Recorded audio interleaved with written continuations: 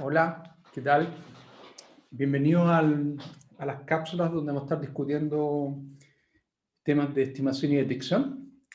Lo primero que vamos, esta es la cápsula número 1 de esta serie, así que lo primero que voy a hacer es darle una suerte de overview de lo que, desde mi perspectiva, es un problema de estimación y detección, que básicamente uno lo puede también mencionar como un problema de inferencia estadística. Y un poco eso va a ser el foco, mostrar un poco algunos ejemplos, una mirada general del problema y un poco también introducir los elementos que vamos a estar un poco formalizando en lo que resta de las siguientes cápsulas, donde vamos a profundizar en más detalle en todos estos aspectos. Entonces vamos a partir con una visión panorámica, así que les voy a compartir unas notas que tengo de esta parte. ¿Ya?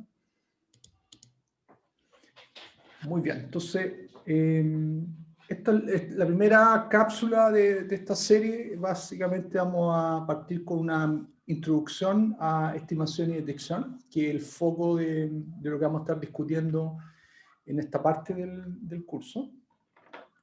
Y voy a partir con un ejemplo, que yo creo que es un poco el problema de inferencia estadística, que es un poco lo que vamos a estar discutiendo aquí. Es bueno mirarlo desde la perspectiva de múltiples problemas que surgen en la ingeniería, problemas que tienen que ver con estimación de variables de interés o clasificar ciertas variables en un ámbito, por ejemplo, de clasificación de patrones. Uno quiere clasificar imágenes o señales de audio o un conjunto de observaciones como función de algún conocimiento a priori que uno tiene de los problemas, ¿ya? También están los problemas de estimación, que tienen que ver con estimar variables a partir de observaciones. Entonces, hay una familia de problemas en la ingeniería donde surgen estos problemas que se llaman, la jerga más general los podría definir como problemas de inferencia estadística, donde a partir de observaciones, de evidencia, yo quiero inferir alguna variable subyacente, oculta, que está de alguna manera está implícita en las observaciones, pero donde la relación no es tan directa, sino más bien una relación probabilística. Entonces, para ilustrar esos conceptos, partamos con el siguiente ejemplito. Supongamos que tengo una señal continua que llamo XTT, que es una función sinusoidal. Una amplitud, y este es el parámetro importante porque este es el parámetro que vamos a querer estimar, ¿ya? Entonces, yo parto con lo que se conoce como un modelo. Parto asumiendo un modelo de una señal, que en este caso es sinusoidal, a coseno 2pi f0t, o sea, la frecuencia aquí f0, o sea, una señal que oscila a frecuencia f0 en Hertz. Y t es la variable independiente, ya, asociada a d. Y entonces, básicamente, sobre esta familia de señales, que es mi modelo, yo reconozco dos parámetros, la amplitud y la frecuencia, ¿ya? Y t es la variable independiente, que es lo que observo. Y t va en un rango entre 0 y t, donde t se corresponde al periodo de la señal, que en este caso es 1 partido por f0. Ahora, este es el modelo de mi señal. En la práctica, lo que vamos a ver es que, para efectos de este ejemplito, lo que vamos a asumir es que yo tengo un modelo, tiene dos parámetros. Hay un parámetro que conocemos, que va a ser f0, y hay un parámetro que desconocemos, que es el parámetro que yo quiero inferir, ¿ya? Ahora, para hacer esa inferencia, lo que voy a hacer, aquí viene la parte de, en realidad, muchas veces, en realidad, el mundo no es ideal. Yo no tengo acceso a XT de manera directa, sino que yo tengo acceso a una versión perturbada de XT, ¿ya? O una versión lossy o con pérdida de XT. Y el proceso de pérdida aquí ocurre en dos etapas. La primera etapa es que en realidad yo no tengo XT en todos los instantes de tiempo en el periodo, sino que vamos a tener XT en una cantidad finita de instantes de tiempo. Hay una suerte de muestreo. Tengo los instantes de tiempo T1, T2, T3, T4 y T5. Y solamente en esos instantes de tiempo vamos a tener acceso a mediciones.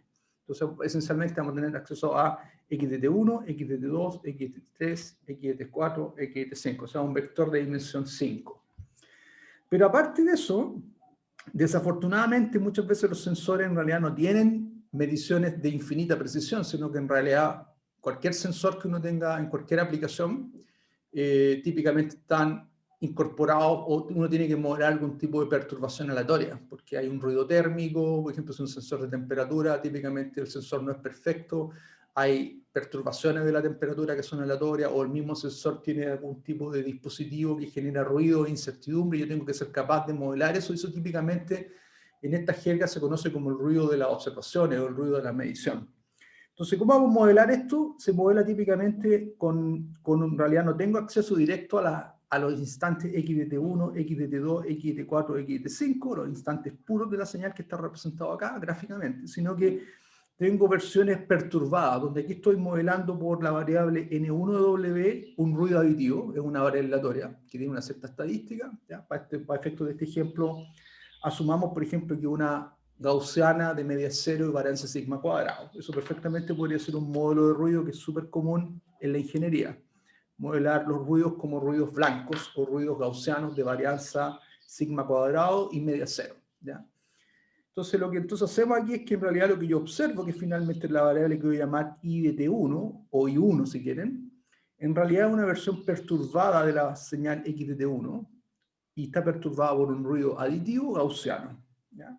Entonces tengo I1, entonces que es una versión perturbada de X de T1, y así tengo I2, que es una versión perturbada de X de T2, y aquí voy a asumir que tengo un segundo ruido que está contaminando el instante T2 en el cual estoy midiendo la señal. O sea, en realidad no mido esta amplitud, sino que mido una versión ruidosa de esa amplitud, donde la perturbación la modelo por un ruido que es una variable aleatoria que también uno puede asumir que, por ejemplo, sigue una distribución de media cero y varianza sigma cuadrado.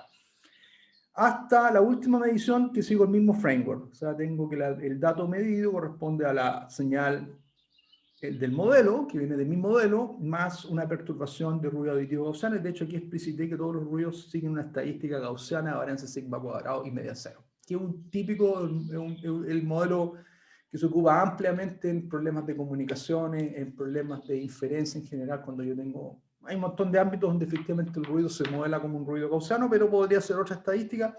Pero para efecto de este ejemplito, entonces lo que tengo al final del día es que tengo, estas son mis observaciones, I1, I2, I3, I4, I5, y son versiones perturbadas de la señal nominal, ¿ya? ¿Ya? Donde asumimos que en realidad lo que queremos inferir es el parámetro A, y asumimos conocido el valor F0, para efecto de este ejemplito, ¿ya? Y conocemos los instantes de tiempo en el cual la señal va a ser media, ¿ya? Por tanto, en principio, conocemos nominalmente los valores X de T1, X de T2 hasta X de T5. Lo que no conocemos de estos valores nominales es la amplitud, la que uno querría inferir a partir de estas observaciones. ¿Cuál es el problema? Es que en realidad el problema sería simple si midiéramos directamente el vector X de T1 hasta X de T5. Sería directo hacer el matching entre mi modelo y los datos que estoy midiendo.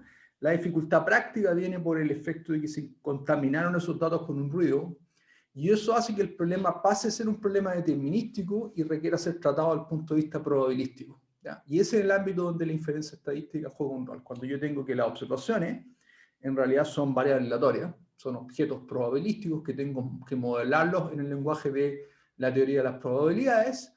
Y el problema entonces ahora es estimar, por eso que la parte de estimación viene implícitamente, está intrínseco o implícito el hecho de que estimar implica lidiar con la incertidumbre. Y la incertidumbre en este ejemplo viene porque yo tengo un ruido que perturba la señal original, y ese ruido son variables aleatorias, son objetos probabilísticos. Entonces estimar tiene que ver con un poco lidiar con la incertidumbre del problema de alguna manera óptima, que eso es lo que vamos a estar discutiendo en lo que resta de estas cápsulas. Cómo lidiamos con la incertidumbre desde una perspectiva de optimalidad, donde vamos a tener que definir a qué nos referimos con optimalidad y cómo construimos lo que sería el estimador de A, en este caso.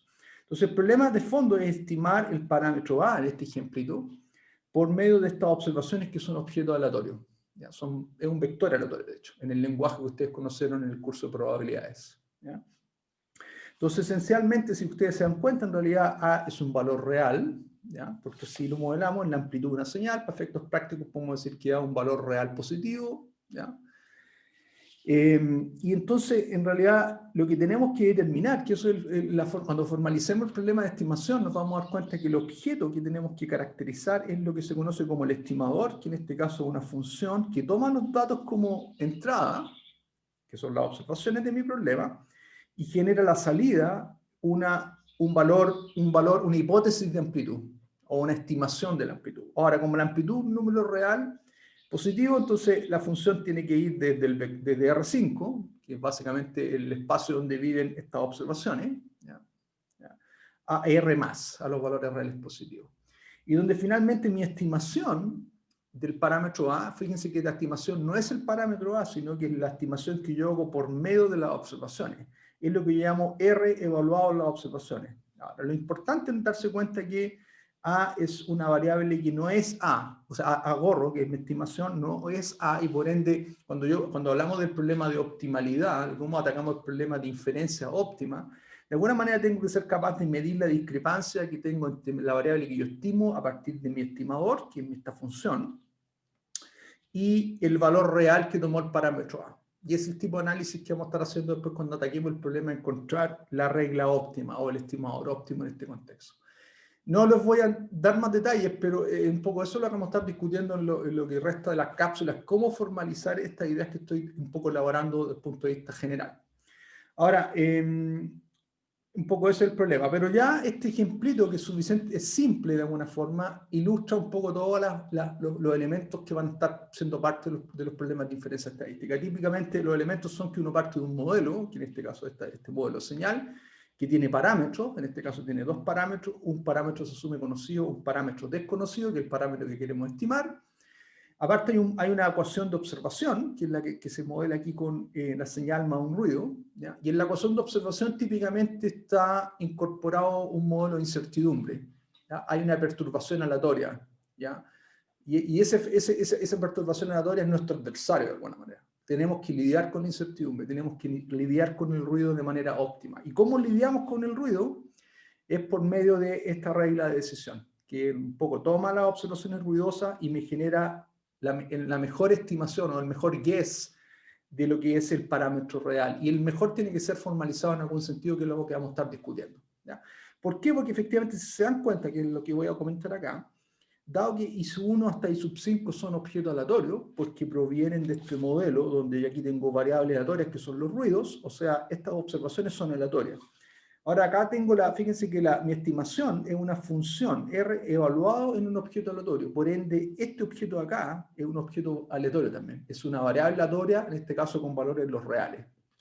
Y ahí eso es importante porque cuando evaluemos la discrepancia entre a hat y A, de alguna manera tenemos que hacernos cargo del hecho que esto es una variable aleatoria, ¿ya? A efectos de hacer ese análisis de discrepancia, ¿ya? Entonces es un súper buen punto. Y va a ser parte de la esencia del problema de inferencia, cómo somos capaces de medir la discrepancia entre mi estimación, que es una variable aleatoria, y el valor real de la variable que queremos estimar, ¿ya? Entonces uno típicamente lo que quiere es calcular una suerte de diferencia, o lo que se conoce como el error de estimación, es la diferencia entre el parámetro real, ¿no? Ahora típicamente este parámetro hay dos estrategias para modelarlo. Uno se modela como un valor determinístico, valor fijo, o también uno lo puede modelar como una variable aleatoria. Hay dos formas de hacerlo, ¿ya? Vamos a estar discutiendo al respecto de ello en las siguientes cápsulas. Entonces, tengo la variable que es el valor real, y yo un poco quiero medir la discrepancia entre esto y mi valor estimado. Ahora, como estos valores viven en los reales, bueno, aquí puedo aplicar nociones estándares de los reales, porque en los reales hay nociones de distancia, métrica, y uno podría aplicar esas, por ejemplo, en este caso el error, pues una métrica muy evidente sería calcular el error cuadrático, que es la discrepancia entre el valor real y el valor estimado al cuadrado, porque es una métrica que típicamente se utiliza en los reales, como para medir discrepancia entre dos números, ¿ya? Entonces, efectivamente, eso es lo que vamos a estar viendo cuando vamos al problema de estimación, y vamos a estar viendo específicamente el criterio de encontrar una regla que minimiza el error cuadrático medio en la estimación, ¿ya? Eso es un poco lo que vamos a estar viendo cuando veamos el tema de estimación. Ahora, hay muchas formas de encontrar un estimador óptimo, ¿eh? Encontrar una regla óptima. Entonces les voy a mostrar una ilustración del problema para que se den cuenta que hay varias maneras de abordar ese problema, ¿ya? Una de ellas podría ser lo que les voy a mostrar ahora, ¿ya? ¿Ya? Aquí un poco hay una ilustración del ejemplito que les mostré. Con los valores, aquí está la gráfica de la señal muestreada, ¿ya? Los valores xt sub i, que son los valores no contaminados con ruido, los represento como una cruz aquí, ¿ya? Y los valores que realmente mido, lo que represento como un puntito rojo, ¿ya? Si se dan cuenta, son versiones distintas de los valores nominales, los valores xt sub i producto del ruido. El ruido es una variable aleatoria que introduce una perturbación, entonces en la práctica yo tengo una versión corrupta de los datos nominales que están ilustrados aquí como una cruz en esta gráfica, ¿ya? Ahora, este escenario es el escenario que uno hace cuando dice, bueno, tengo el modelo, y del modelo tengo un poco la manera en que se construyeron las observaciones, ¿ya? Pero en la práctica, en la inferencia, en la etapa de inferencia, nosotros no conocemos el A. El A es el parámetro que queremos inferir. Así que en la práctica no tenemos los puntitos, las crucecitas que están acá. Esto lo tenemos solamente a nivel del modelo conceptual porque conocemos el modelo con el cual se generaron las observaciones. Ahora, la idea es ocupar ese modelo para hacer la inferencia, pero en la práctica el parámetro específico que determina las posiciones de los X, aquí las posiciones en X no lo conocemos. Entonces, lo único que tenemos, de hecho, son las observaciones. Tenemos estos puntitos. Entonces, lo que uno hace típicamente en inferencia es generar cierta hipótesis respecto al posible valor que podría tener el parámetro en mi modelo. Entonces, por ejemplo, yo podría decir, mira, voy a asumir que tengo una siguiente hipótesis, quiere decir que A toma el valor A1, donde A1 es un valor real específico, ¿ya? Por ejemplo, 5, por decir algo. Ahora, si ustedes asumen esa hipótesis, van a generar los valores nominales asociados a A1, que son A1 coseno de 2pi F0 de 1, ¿ya? Hasta A1 coseno de 2pi F0 T sub 5, que son las 5 posiciones en las cuales estamos midiendo esta señal que era sinusoidal. Entonces, lo que uno hace es un esquema para medir qué tan buena es esta hipótesis, de decir que A tomó el valor A1, es calcular la discrepancia entre la señal generada nominal a partir de esta hipótesis, que corresponde a los valores que están en azul aquí, y la medición que realmente tengo. Fíjense que la única información que tengo, en realidad tengo dos fuentes de información. Uno es mi conocimiento del modelo, de cómo se generaron las observaciones, y otra es la medición misma de las observaciones. Entonces lo que hago aquí es usar el modelo para, dar una hipótesis, a uno generar los valores nominales que debieron haberse generado si es que a uno era el valor real. Y yo contrasto esos valores nominales con los valores que realmente estoy observando y los contrasto en el sentido de error cuadrático y genero una métrica de discrepancia entre mi hipótesis A1, que es un determinado valor de amplitud, y lo que realmente estoy observando, que son las observaciones. Y esto me genera, por ejemplo, lo que muestro aquí como una gráfica de error. Por ejemplo, va a tener un error que es la discrepancia del primer término hasta la discrepancia del quinto término. Acuérdense que son 5 posiciones en las cuales estoy midiendo la señal. Entonces me genera una barrita de error. ¿Ya? Por otro lado, puedo tener una hipótesis distinta, A sub 2, ¿ya? Que genera el mismo fenómeno. Me genera, dado mi conocimiento del modelo, me genera valores nominales consistentes con A sub 2, y ahora yo lo que hago es calcular la discrepancia entre ese valor nominal, asumiendo que A igual a A sub 2, que es otra amplitud, y las mediciones, y calculo un error cuadrático. ¿Ya? Esto es lo que se conoce como el criterio de least squares, o es usar el modelo para calcular con el modelo, bajo distintas hipótesis del parámetro que quiero inferir, una métrica de error, ¿ya? Y un poco lo que hago entonces, por ejemplo, en este caso, por ejemplo, si los errores son más altos, bajo A sub 2 que bajo A sub 1, entonces yo digo que en realidad la hipótesis A sub 2 es mejor que la hipótesis A sub 1. Es una manera de abordar el problema de inferencia en este ámbito específico. Y gráficamente, por ejemplo, aquí se ve en esta figurita, que muestra un poco gráficamente la idea que bajo A sub 2, la discrepancia entre mi hipótesis y los valores que realmente estoy midiendo son mayores. Por ejemplo, aquí estoy asumiendo que A sub 2 toma un valor mucho menor que A sub 1, y que A sub 1, que es lo que está graficado aquí, bajo A sub 1 tengo los datos en azul, que están mucho más cercanos, fíjense, a los datos rojos, que son los datos que realmente medí, que si es que considero que A sub 2 es una amplitud mucho menor que la que sume A sub 1. Porque la discrepancia en promedio entre la hipótesis A sub 2, que está en verde aquí, y la hipótesis A sub 1 respecto a los datos que están en rojo, si se dan cuenta, es mucho mayor. Y por ende, en esta comparación pareciera ser que A sub 1 es una mejor hipótesis para efectos de inferir el parámetro A que desconozco a partir de las observaciones. Ahora, este es un método súper, lo que la gente llama en jerga de inferencia, naif. Ya vamos a ver que hay métodos más sofisticados para atacar el problema de inferencia, que es lo que vamos a estar viendo en los contenidos de estas cápsulas. En particular, en métodos basados en modelar el problema desde el punto de vista probabilístico, donde aparecen nociones de probabilidad, nociones de optimalidad desde el punto de vista de minimizar algún criterio de optimalidad, y eso es lo que vamos a estar tratando de formalizar en lo que resta de las cápsulas que vamos a ver en este curso, ¿ya? Pero esto es un poco una idea como ilustrativa de un poco cómo uno podría abordar el problema de inferencia. Ahora fíjense que aquí puse dos hipótesis, pero en la práctica el espacio de los posibles valores de A es un continuo. Así que en realidad esto se puede ver como un problema de optimización en un continuo, donde yo optimizo la A sujeto a esta función de mérito, que es la función de error cuadrático, y hay formas de atacar este problema de optimización porque es un problema de optimización convexo y hay un montón de herramientas que uno podría ocupar para atacar, y eso también es algo que vamos a discutir con un poquito más de profundidad, en más detalle en las siguientes cápsulas donde cubramos este tema en más profundidad. Esto es solamente una visión panorámica de lo que se puede hacer y las herramientas que están disponibles para abordar el problema de inferencia. ¿Ya? Muy bien, entonces ese es un ejemplo que les mostré. Quiero mostrarles otro ejemplo que también es súper común en la ingeniería eléctrica, ¿ya? Donde aparecen problemas de inferencia, ¿ya? En particular en el ámbito de las comunicaciones digitales. ¿Ya? También hay un problema extremadamente clásico de las comunicaciones digitales que también se puede ver como un problema de inferencia estadística. En este caso va a ser un problema de detección, a diferencia del ejemplo anterior que se conoce como, que se dice que es un problema de estimación, porque la diferencia entre estimación y detección viene que la estimación tiene que ver con inferir una variable continua a partir de observaciones. En cambio, la detección tiene que ver con inferir una variable discreta a partir de las observaciones. Pero esencialmente ambos son problemas de inferencia estadística. Lo único que cambia es la naturaleza de la variable que uno quiere inferir. En estimación uno infiere una variable continua, por ejemplo la amplitud de una señal que mostramos en el ejemplo anterior. En el caso de detección lo que uno infiere es una variable discreta. ¿Ya? ¿Y dónde hay variables discretas? Bueno, en las comunicaciones, porque típicamente en las comunicaciones uno transmite ceros y unos, que son variables digitales, discretas, finitas. ¿Ya?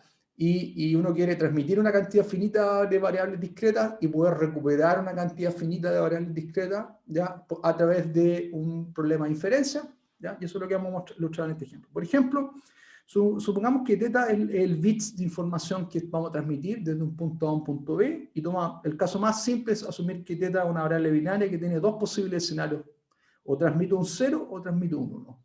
¿Ya? Aquí hay una etapa que típicamente en comunicaciones le llaman la etapa de modulación, que es transformar de manera determinística el bit que yo estoy transmitiendo a una señal, ¿ya? A una señal que es real. En este caso voy a considerar la forma más simple de modulación, ¿ya? Que es considerar una relación desde el espacio 0,1 a un espacio de valores reales. Y esta está dada por la función que llamo aquí S de θ. ¿Ya? S de θ es función del valor que tomó θ, que es mi variable que yo un poco estoy utilizando para representar el símbolo que estoy transmitiendo. Entonces, cuando θ igual a 0, o sea, cuando transmito un 0 en este sistema, lo que hace el modulador es generar una señal que tiene amplitud A. ¿Ya? Sin embargo, cuando yo transmito un 1, lo que hace el modulador es generar una señal que tiene amplitud menos A, donde esta señal vive en los reales. ¿Ya? Fíjense que es una señal real. Pero lo importante es que la señal depende de θ. Eso es súper importante porque es el principio de la modulación en comunicaciones digitales. Tú querés generar una señal que es función de la información o el símbolo que tú querés transmitir. Donde la información para mí es el θ en este caso. θ tiene un bits de información. Es 0 o 1. ¿Ya? Y bajo 0 transmite una amplitud A, bajo 1 transmite una amplitud menos A. ¿Ya? Esto puede complejizarse al infinito, pero para efectos de ilustrar este ejemplo, que es un ejemplito súper simple, voy a considerar el caso más simple donde el mapeo es de bits a valores reales. Y estos son los valores de amplitud que toma la señal real.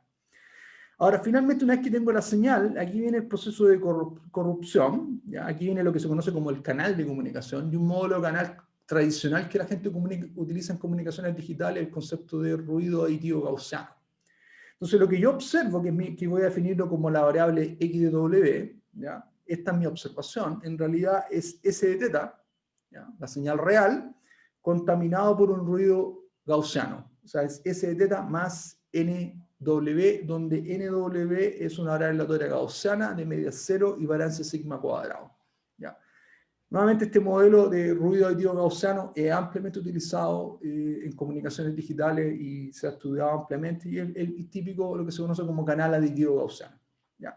Entonces, este es mi setting de inferencia. Esto es lo que correspondería a mi modelo. ¿Ya? Que en el ejemplo anterior teníamos una señal con una amplitud. Este sería el equivalente a eso. La única diferencia es que la variable que quiero inferir es θ, en este caso, discreta. Y lo que voy a observar es x. ¿Ya? Que es una variable. Ahora, fíjense. X es S de θ, que es una señal determinística, que depende del valor de θ, ¿ya? ¿Estamos de acuerdo? Pero está contaminado por una variable aleatoria, es más una variable aleatoria, por ende X, la observación, lo que yo observo típicamente en el detector, es un objeto aleatorio, un objeto probabilístico. Y lo que yo entonces tengo que hacer es, a partir de esta observación, tratar de inferir el valor que tomó θ. cuando lo único que tengo acceso, la única información que tengo en realidad es una realización o la observación de X de W. Y conozco naturalmente el modelo, que es todo este proceso que le estoy mencionando. Entonces, este ejemplito ya tiene varios elementos de lo que vamos a ver después más en detalle cuando ataquemos el problema de detección en particular, ¿ya? Y el hecho que uno básicamente lo que hace es, en el análisis del problema, es ponerse los dos escenarios. ¿Qué pasa cuando θ tomó el valor 0? ¿Qué pasa cuando θ tomó el valor 1? Y cómo eso afecta las estadísticas que yo observo en X de W.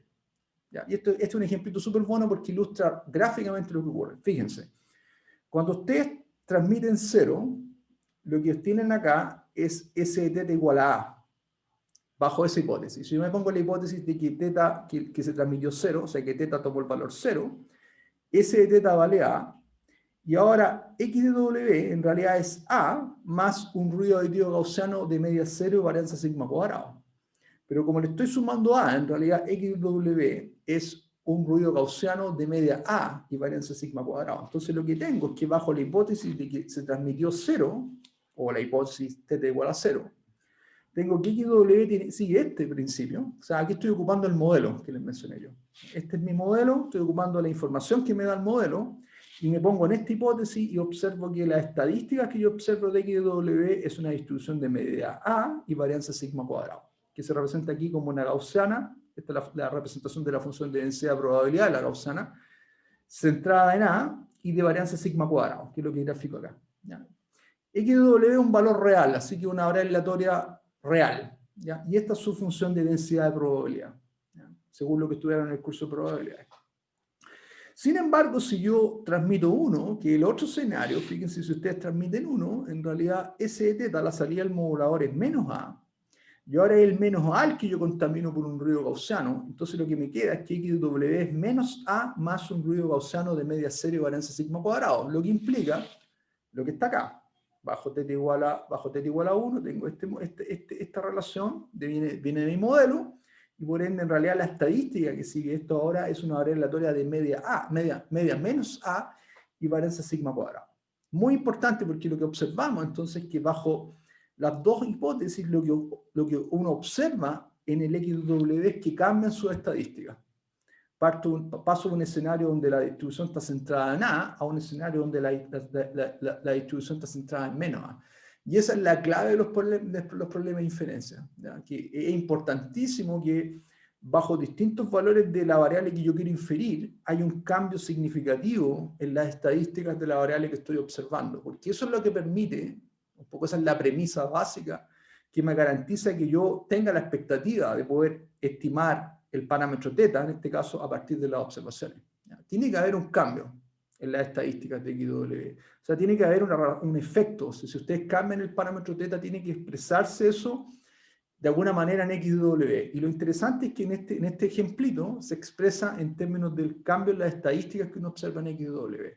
Bajo θ igual a 0, esa estadística es una normal de media A y varianza sigma cuadrado, y bajo θ igual a 1 es una media de valor menos A y varianza sigma cuadrado. Hay un claro cambio en la estadística. Y esto es lo que se conoce en la jerga de clasificación o de inferencia como la discriminación, de alguna forma. Yo tengo que ser capaz de ver que bajo las dos hipótesis las estadísticas cambian. O sea, y cuando cambian significativamente, eso significa que yo tengo altas expectativas de que X de W me permita discriminar el valor de θ o inferir con alta precisión el valor de θ. Si las estadísticas son muy similares, es más difícil el problema de inferencia, ¿ya? Y de alguna manera, lo que ocurre en ese caso es que X de W no es un buen discriminador del valor de θ, ¿ya? Entonces, idealmente lo que uno quiere, en realidad, es que haya un efecto significativo del parámetro θ, la variable que yo quiero inferir, en las estadísticas de la observación, ¿ya? Y eso es muy súper evidente en este ejemplo, pero es generalizable para todos los otros problemas que vamos a ver en las siguientes cápsulas, cuando veamos en detalle el problema de detección en particular. Entonces aquí como un pequeño resumen de lo que les estoy comentando, el efecto importante que tiene el valor de θ en las estadísticas de la observación. Bajo θ igual a 0, XW sigue una normal de media A sigma cuadrado. Esta es la forma cerrada de la función de densidad de probabilidad que conocen del curso de probabilidades, ¿ya? Es estándar. bajo θ igual a 1, en realidad una normal de media y varianza sigma cuadrado. En este modelo, fíjense que la varianza no cambia, lo único que cambia es la media de la distribución de observación. Y esa es la forma de la densidad para el caso de esta distribución. ¿Ya? Ahora, nuevamente, cuando vayamos, todo lo que presentamos acá tiene que ver con el análisis del problema, entender cómo, utilizando las ecuaciones de mi modelo, ¿ya? O utilizando la información del modelo, yo me pongo en distintos escenarios y veo el cambio en las estadísticas de la observación. Eso es lo que típicamente en inferencia se conoce como el análisis del problema, entender el problema, analizarlo, caracterizarlo. Pero después del análisis viene la etapa de inferencia, que es donde yo, en realidad, la única información que tengo es una realización de X de W. Observo X de W, me pongo como en la posición de detector. Ustedes reciben la señal que transmitió alguien, pero no saben el símbolo θ. ¿Ya? Entonces, lo único que recibe el detector en ese escenario es X de W y tiene que básicamente tratar de adivinar el valor de θ, esencialmente. Y tratar de adivinarlo de la manera más precisa posible. ¿Ya? Entonces, el problema de inferencia en este caso es, dada la observación de X de W y dado mi conocimiento del modelo, que viene del análisis que hice anteriormente, tratar de inferir, ¿ya?, cuál podría ser si θ fue igual a 0 o si θ fue igual a 1. ¿Ya? Y la información que tengo es que el cambio de θ genera un cambio importante en las estadísticas. ¿Ya? Esa es la información que tengo a mi disposición. Al final del día, lo que uno tiene que caracterizar es lo que se conoce como un clasificador. ¿Ya? Esto está muy relacionado hoy en día con el tema de Machine Learning, porque hoy en día todo el mundo está hablando de clasificadores para hacer un montón de tareas de reconocimiento de patrones, reconocimiento de rostro, reconocimiento de imágenes, objetos, etcétera, etcétera. Toda esa familia de problemas caen en este ejemplito de alguna forma. Porque un clasificador esencialmente es una función que mapea observaciones, que en este caso del ejemplo son los reales, observo X, W, y me lleva al espacio de las clases o de los conceptos, que en este caso específico es un problema de comunicación, trata de estimar el bits que se transmitió, el θ, básicamente. Entonces, esencialmente un clasificador, entonces una función que toma como evidencia X de W, y a partir de este valor que están los reales, trata de inferir el valor, en este caso, de la variable θ, que toma valores en 0 y 1. Entonces, una función que va desde los reales a valores en 0 y 1. Y en particular, la variable que vamos a inferir, entonces, es R de X de W. R de X de W es mi inferencia. Ahora aquí hay algunas observaciones que son consistentes con las que mostramos en el otro ejemplo. X de W es una variable aleatoria. Por tanto, mi inferencia, que es R de X de W, que es mi adivinanza de θ, es una variable aleatoria también, porque una función de una variable aleatoria es una variable aleatoria. Así que esto es un objeto probabilístico. Vamos a tener que modelarlo probabilísticamente. ¿Ya? Y dado el posible valor que toma θ, que sabemos que θ está en dos posibles escenarios, 0 o 1, lo que uno típicamente quiere evaluar es la discrepancia entre mi inferencia, que es R de X de W, o si quieren lo llaman θ hat, ¿ya?, y θ. Ahora, como este objeto es probabilístico, vamos a ver con más cuidado, esto lo vamos a ver con mucho más profundidad, así que todavía no traten de analizar esto con tanta profundidad, porque esto va a ser el foco de lo que vamos a hacer en las siguientes cápsulas. Uno mide un poco la discrepancia. Ahora, como son variables a valores finitos, discretas, 0 y 1, un poco uno juega con lo que se conoce como el error.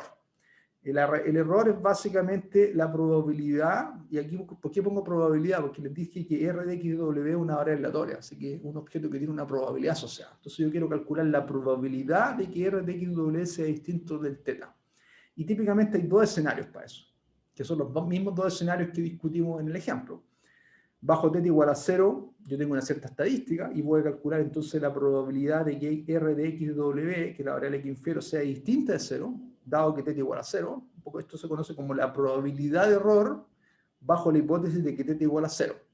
Ahora, como les dije en este ejemplo, bajo θ igual a 0 nosotros conocemos las estadísticas de X de W. Así que vamos a poder también conocer las estadísticas de R de X de W. Eso lo vieron en el curso de probabilidades. Si una función de una variable aleatoria induce otra variable aleatoria, donde ustedes pueden inducir las estadísticas de R de X de W a partir del conocimiento de las estadísticas de X de W. Que conocemos porque bajo θ igual a 0, sabemos que X de W sigue esta estadística. Y podemos hacer el mismo análisis en el otro escenario. Si θ igual a 1, entonces yo estoy interesado en la probabilidad de que R de X de W1 sea distinto de 1, dado que θ igual a 1, es la probabilidad de error bajo la hipótesis de que θ igual a 1. ¿Ya? Y nuevamente en este caso tenemos que X de W sabemos del modelo que bajo θ igual a 1, X de W sigue una normal de media menos A y varianza sigma cuadrado. ¿Ya? Estos, un poco se dan cuenta que un poco tenemos todos los ingredientes para poder analizar estos objetos. Ahora, esto es una aproximación general al problema. Vamos a ver con mucho más detalle cuando toquemos el problema de detección con más cuidado cómo evaluamos estas probabilidades y cómo caracterizamos todas esas figuras de mérito. Así que esto es solamente una visión panorámica. Muy bien, en resumen, quiero concluir con una figura general del planteamiento del problema y los elementos que de alguna manera que ilustran los dos ejemplos que mostramos. Mostramos un ejemplito de estimación, estimar la amplitud de una señal a partir de observaciones ruidosas, y ilustramos el ejemplito de detección, donde el problema era determinar el símbolo que se transmitió en un setting de comunicaciones digitales, donde hay un canal que introduce un ruido auditivo gaussiano, y nos dimos cuenta que en ambos contextos uno termina encontrando una regla, o que era un estimador en el caso del primer ejemplo, y en el segundo caso era un clasificador. ¿Ya? Se dan cuenta que un poco en el ámbito de estimación uno habla de estimadores óptimos, y en el ámbito de la detección uno habla de clasificadores. ¿Ya? Y en ambos ámbitos lo que vamos a discutir en lo que resta de las cápsulas, un poco formalizar qué es lo que vamos a entender formalmente con un estimador o un clasificador óptimo. Pero en general, estos un poco son los elementos que caracterizan a nivel global ambos problemas. ¿Ya? Uno, que hay una variable que un poco la variable que queremos inferir, que vamos a llamarle θ de W. ¿Ya? Y θ de W, en principio uno podría pensar que es una variable aleatoria. ¿Ya? Alguien decidió el valor de θ, que es la variable que yo quiero inferir. Típicamente ese alguien, nosotros no tenemos acceso a ese proceso, pero alguien lo decidió. Y puede ser una elección probabilística. ¿Ya?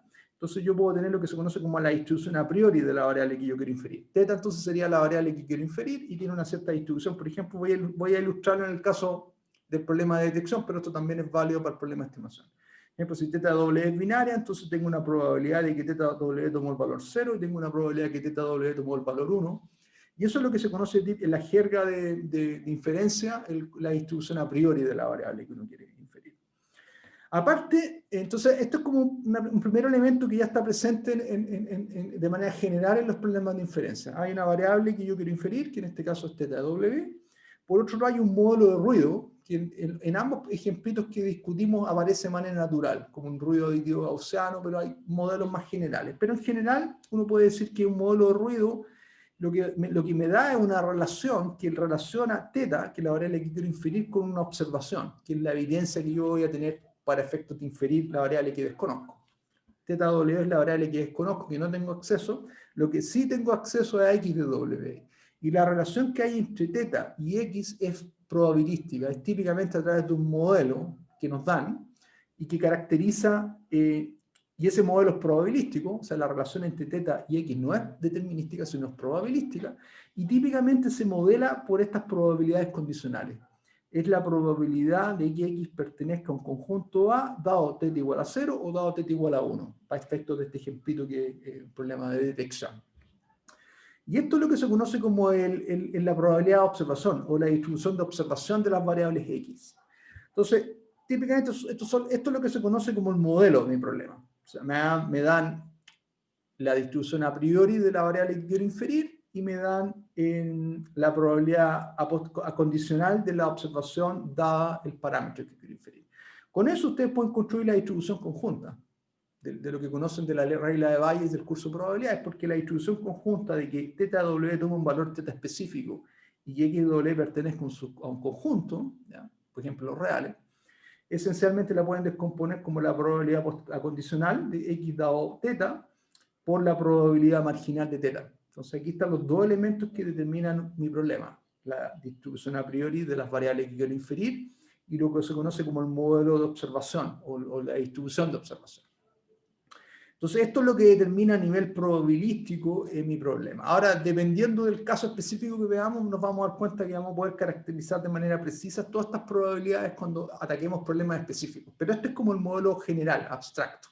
Ya tengo una distribución a priori y tengo una distribución condicional que corresponde a las distribuciones de observación, y eso induce una distribución conjunta entre teta y x, donde tanto teta y x se modelan como variables aleatorias, en este ejemplo.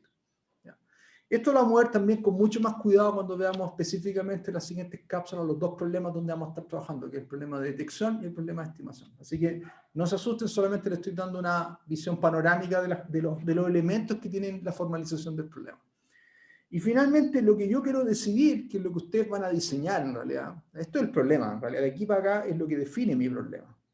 Pero en realidad lo que nos piden típicamente diseñar es una regla, una función que va desde las observaciones, que es la evidencia que uno tengo, al espacio de los tetas, que es un poco la variable que yo quiero tener un estimador de esto. Entonces, de alguna manera, mi estimador es una función que toma la observación y me arroja un valor, una hipótesis del posible valor teta, que va a ser un R de X, ¿ya? Y que vive en el espacio donde la variable que yo quiero inferir vive. En este caso sería el espacio 0,1. Entonces después lo que viene, entonces, para efectos de tratar de formalizar y entender bien el problema de encontrar R, es tratar de entender bien la discrepancia o modelar bien la discrepancia que hay entre mi inferencia, que yo llamo teta hat, que es R de X, y la variable teta original. Y una vez que yo soy capaz de medir la discrepancia o el error de estimación, dependiendo del problema, va a tener distintos nombres, después lo que uno quiere atacar es encontrar la regla óptima, la regla que optimice, que minimice ese error. Y van a haber dos ámbitos bien específicos ahí. Están las reglas de mínima probabilidad de error en clasificación, ¿ya? Y están los estimadores de mínimo error cuadrático medio en estimación, que son como los dos casos más emblemáticos que vamos a estar viendo en lo que resta de las cápsulas. Así que con eso termino la cápsula de hoy día. Espero haberles dado una mirada general de los problemas que vamos a estar viendo el resto de las cápsulas, ¿ya? Y vamos a entrar en los detalles en las siguientes cápsulas. Nos vemos, que estén bien.